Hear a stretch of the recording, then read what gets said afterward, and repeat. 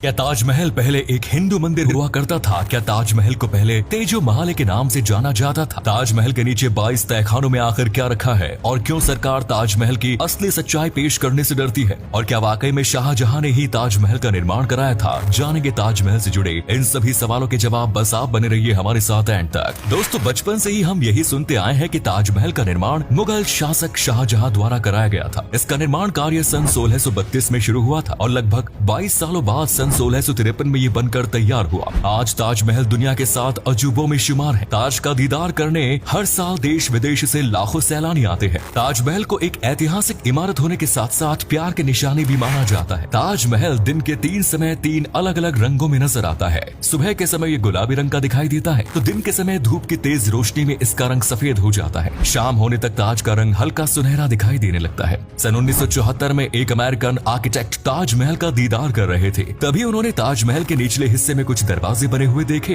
और आर्किटेक्ट ने उन दरवाजों से कुछ सैंपल्स लिए और उनकी जांच कराई। कार्बन डेटिंग टेक्निक से पता चला कि ये दरवाजे ताजमहल से लगभग 200 से 300 साल पुराने हैं। उनका कहना था कि एक नए सिरे से ताजमहल का निर्माण नहीं कराया गया था, बल्कि पहले से मौजूद एक इमारत पर ताजमहल बनाया गया है। ताजमहल का निर्माण सफेद संगमरमर के पत्थरों से किया गया था। इसे बनाने में 28 देशों से बेशकीमती पत्थर मंगवाए गए थे। भारत के राजस्थान के अलावा तिब्बत, अफगानिस्तान, रूस, ईरान और मिस्र जैसे देशों से बेहतरीन क्वालिटी के पत्थर मंगवाए गए थे। लेकिन ताजमहल का निचला हिस्सा लाल बलुआ पत्थर से बना हुआ है और वो पत्थर ताजमहल से काफी पुराने बने हुए हैं, जिससे ये बात काफी हद तक साफ हो जाती है कि ताजमहल का निर्माण एक नए सिरे से नहीं बल्कि पहले से मौजूद इमारत के ऊपर ही ताजमहल को बनाया गया। सरकार ने ताजमहल के नीचे मौजूद सभी दरवाजों को हटाकर ईंट से बंद कर दिया। उन तहखानों में क्या रखा है ये बात कोई नहीं जानता। यहाँ तक कि वर्तमान समय में मौजूद सरकार भी इन तहखानों के रहस्य से अनजान है। कुछ लोगों का कहना है कि ताजमहल से पहले यहाँ एक शिव मंदिर हुआ करता था,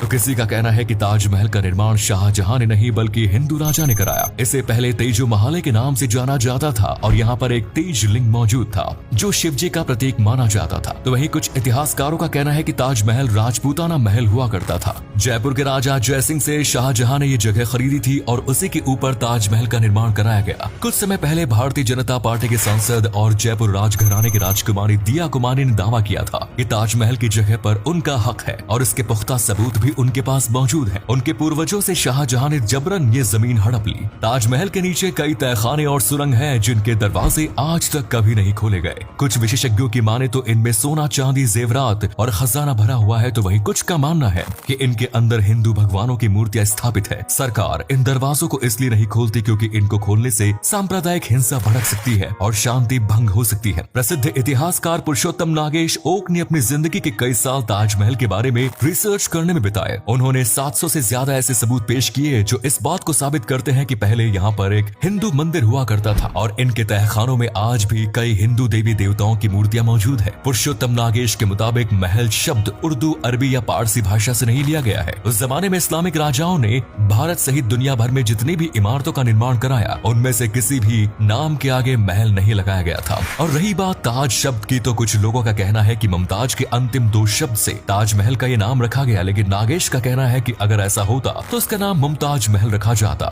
मुम शब्द को हटाने के पीछे कोई तर्क नहीं आता। ताजमहल के गुंबद के ऊपर एक त्रिशूल, एक कलश और एक नारियल बना हुआ है। ये तीनों ही चीजें सनातन धर्म में मंगल के प्रतीक माने जाते हैं। वहीं किसी भी इस्लामिक नक्काशी में इन चीजों का इस्तेमाल नहीं किया गया। ताजमहल के भीतर संगमरमर की जालियां बनी हुई हैं, जिनके चारों ओर कुल 108 कलश बने हुए हैं। कलश और 108 का नंबर भी हिंदू धर्म में शुभ माना जाता है। ताजमहल में एक कुआं भी मौजूद है जो पहले के जमाने में मंदिरों में ही कुआं का निर्माण किया जाता था। सरकार ने कई दशक पहले जब ताजमहल के तहखाने ईंट और पत्थर से बंद किए थे तब ऐसा कहा गया था कि इसके भीतर मुमताज और शाहजहां के मकबरे बने हुए हैं। बाहर की हवा से उन्हें नुकसान हो सकता है, इसीलिए दरवाजे हमेशा के लिए बंद कर दिए गए। लेकिन ताजमहल के भीतर कई झरोखे बने हुए हैं जिनके जरिए नीचे तक हवा पहुंचने का रास्ता है। अगर वास्तव में हवा से मकबरों को बचाना होता तो उन झरोखों को भी बंद करना जरूरी था। कुछ इतिहासकारों का कहना है कि ताजमहल के नीचे एक सुरंग बनी हुई है जो सीधे दिल्ली तक जाती है, लेकिन उस सुरंग के सभी रास्ते बंद कर दिए गए हैं। ताजमहल के चारों ओर एक जैसे प्रवेश द्वार है,